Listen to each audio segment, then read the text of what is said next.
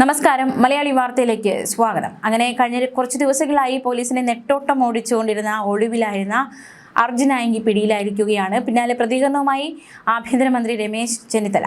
ഗുണ്ടകളുടെ നാടല്ലെന്നും സിസ്റ്റത്തെ വെല്ലുവിളിക്കുന്ന ഗുണ്ടകളുടെ അവസ്ഥ അർജുൻ ആയങ്കിയുടേതുപോലെയാകുമെന്നും ആഭ്യന്തരമന്ത്രി രമേശ് ചെന്നിത്തല. ജനങ്ങളെ വെല്ലുവിളിക്കുന്ന ഒരു ഗുണ്ടയ്ക്കും കേരളത്തിൽ സ്ഥാനമുണ്ടാകില്ലെന്നും എല്ലാ ഗുണ്ടകളെയും നിലയ്ക്ക് നിർത്താൻ സർക്കാർ പ്രതിജ്ഞാബദ്ധമാണെന്നും രമേശ് ചെന്നിത്തല പറഞ്ഞു. ജനങ്ങളുടെ സമാധാന ജീവിതവും സ്വൈര്യ ജീവിതവും ഉറപ്പാക്കുകയാണ് സർക്കാരിന്റെ ലക്ഷ്യം. ജനങ്ങളുടെ സ്വൈര്യ ജീവിതം തകർക്കാൻ ശ്രമിച്ചാൽ കർശന നടപടിയുണ്ടാകും. ഓണക്കാലത്ത് ജനജീവിതത്തെ അപകടത്തിലാക്കാമെന്ന് ഒരു ഗുണ്ടയും കരുതേണ്ടതില്ല എന്നും ആഭ്യന്തരമന്ത്രിയുടെ മുന്നറിയിപ്പ്. ഈ ഒരു സംഭവം കേരളത്തിലുള്ള എല്ലാ ഗുണ്ടകളോടും കൂടിയാണ് ആഭ്യന്തരമന്ത്രി രമേശ് ചെന്നിത്തല പറയുന്നത്.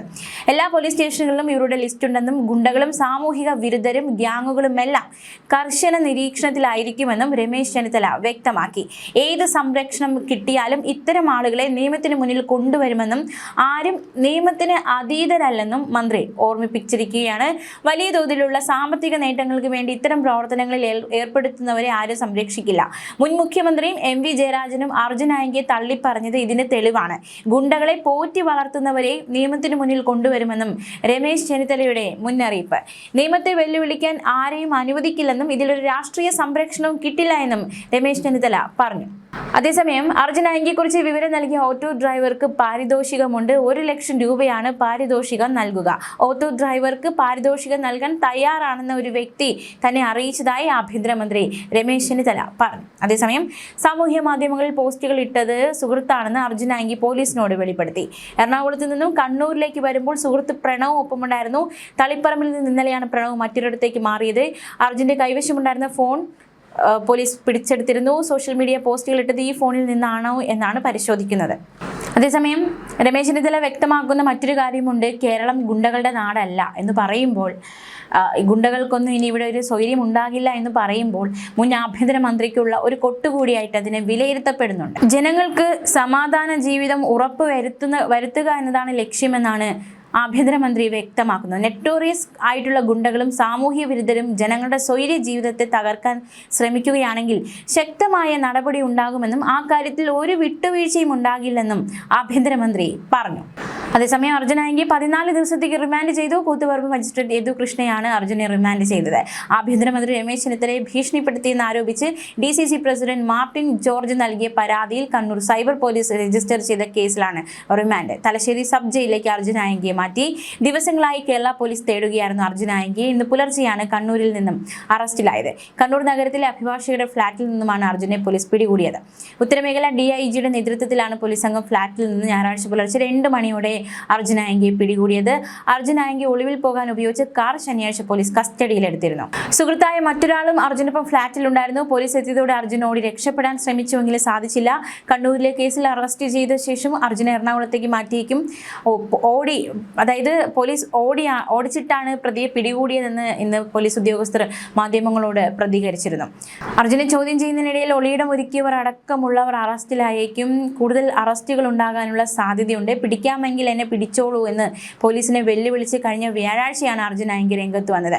ക്രിമിനൽ കേസുകളിലെ പ്രതി പോലീസിനെ പരസ്യമായി വെല്ലുവിളിച്ചത് പോലീസിനെ സംബന്ധിച്ച് വലിയൊരു വിള്ളലായി. തുടർന്ന് ഇനി എന്താ വരാൻ പോകുന്നതെന്ന് നിങ്ങൾ നോക്കിക്കോളൂ എന്ന് ആഭ്യന്തരമന്ത്രി രമേശ് ചെന്നിത്തലയുടെ മറുപടി. അതേസമയം പോലീസിനെ വെല്ലുവിളിച്ച അർജുൻ ആയങ്കിക്കെതിരെ പ്രതികരണവുമായി ക്രമസമാധാന ചുമതലയുള്ള ADGP P. വിജയൻ.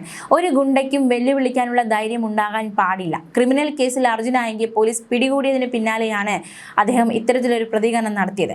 ഇവിടെ ചില റീൽസ് ഹീറോസ് ഉണ്ട്. അവരുടെയൊക്കെ ഷോ ഇതോടുകൂടി അവസാനിക്കും. വളരെ സേഫായി VPN അടക്കമുള്ള സാങ്കേതിക വിദ്യയൊക്കെ പ്രയോഗിച്ചു നോക്കി. പക്ഷെ അതിനേക്കാൾ സ്മാർട്ടായ പോലീസ് കേരളത്തിലുണ്ട്. പോലീസിനെ കുറെ വെല്ലുവിളിച്ചു എന്നതും ഒരു പരിധി വിട്ട് വളർന്നു എന്നതും ആയങ്കിയുടെ വെറും തോന്നൽ മാത്രമാണ്. അത് മനസ്സിലായതോടെ അയാളെ നിയമപരമായി പൂട്ടാനുള്ള എല്ലാ നടപടികളും പോലീസ് തുടങ്ങിയിരുന്നു. അതിന്റെ പരിസമാപ്തിയാണ് ഇന്ന് പുലർച്ചെ നടന്നതെന്നും അദ്ദേഹം പറഞ്ഞു. അർജുനായിക്കെതിരെ കാപ്പ അടക്കം ചുമത്തുന്നത് പരിശോധിക്കും. മറ്റ് നിയമപരമായ സാധ്യതകളെല്ലാം പോലീസ് നോക്കും.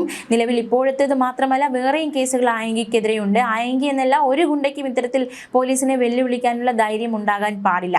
അങ്ങനെ ചെയ്യുന്നത് സമൂഹത്തെ വെല്ലുവിളിക്കുന്നതിന് തുല്യമാണെന്നും ADGP പറഞ്ഞു.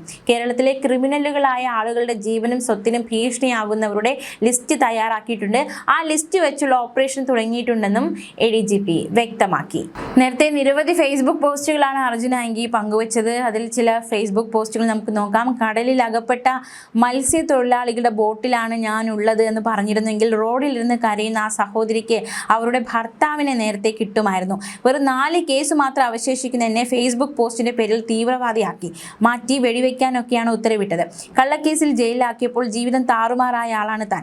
എന്നെ തീവ്രവാദിയാക്കിയത് ഈ സിസ്റ്റമാണ്. മാനസിക രോഗത്തിലോ മദ്യലഹരിയിലോ അല്ല, പൂർണ്ണ ബോധത്തോടെ തന്നെയാണ് പ്രതികരിച്ചത്. എന്നെ കള്ളക്കേസിൽ ജയിലടച്ച കേസ് പുനരന്വേഷണം നടത്തണം. അയാൾ എന്തിനിങ്ങനെ ചെയ്തു? ഞങ്ങൾ 6 പേരെ ജയിലിലടച്ച് ദ്രോഹിച്ചു എന്ന് അയാൾ മറുപടി പറഞ്ഞേ മതിയാകും. മുറിവേറ്റവൻ്റെ സ്വപ്നങ്ങൾ തകർന്നവൻ്റെ ജീവിതം താറുമാറായവൻ്റെ സ്വന്തം മകനെ ഒപ്പം നിർത്തി ലാളിക്കാൻ അവസരം നിഷേധിക്കപ്പെട്ടവൻ്റെ വേദന പകയാകും, പ്രതികാരമാകും.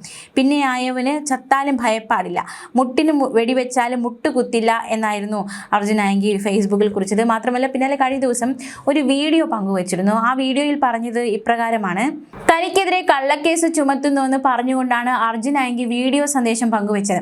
വെടിവെക്കുമെന്ന് വാർത്ത കൊടുത്താൽ താൻ കീഴടങ്ങുമെന്നാണ് അവർ കരുതിയിരിക്കുന്നത്. ആഭ്യന്തരമന്ത്രിയെ വെല്ലുവിളിച്ചതായാണ് അവർ പറയുന്നത്. തനിക്കെതിരെ എടുത്ത കള്ളക്കേസ് പുനരന്വേഷിക്കാനാണ് ആവശ്യപ്പെട്ടത്. അതെങ്ങനെ വെല്ലുവിളിയാകും? ഒരു മനുഷ്യൻ പറയുന്നതായി കണ്ടാൽ മതി. പാർട്ടിയൊക്കെ രണ്ടാമതാണെന്നും അർജുനായിങ്കി വ്യക്തമാക്കി.